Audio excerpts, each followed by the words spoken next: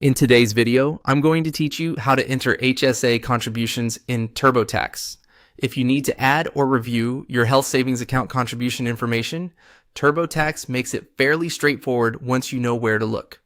In this walkthrough, I'll show you exactly how to navigate to the right section so you can begin entering your HSA details accurately. To get started, log into Turbotax and open the return you are currently working on.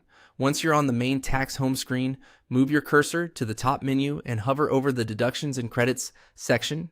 This area is where Turbotax organizes many of the tax breaks and entries that can reduce your taxable income, including medical-related items like HSA contributions. After that menu opens, click on Deductions and Credits Summary.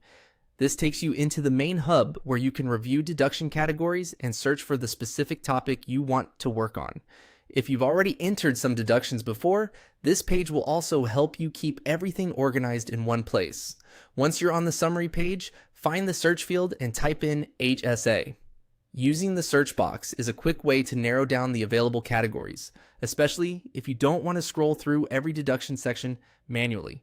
Be sure to type it clearly so the matching topic appears. When the results or matching category options show up, click on Medical.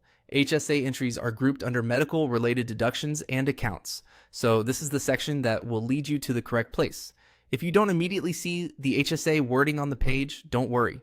Selecting medical is the right path to continue. Next, look for the HSA MSA contribution section and choose Start. This is where Turbotax begins the guided process for entering your contribution information. From here, the software will walk you through the details it needs, such as the amount contributed and any related account information tied to your tax return. As you move forward, make sure the information you enter matches your tax documents and account records. It's always a good idea to have your HSA paperwork nearby before you begin, so the process goes more smoothly and you can avoid corrections later. That's it. You've now reached the exact area in Turbotax where you can enter your HSA contributions. Once you're in this section, just follow the prompts on screen to complete the entry and continue with your return.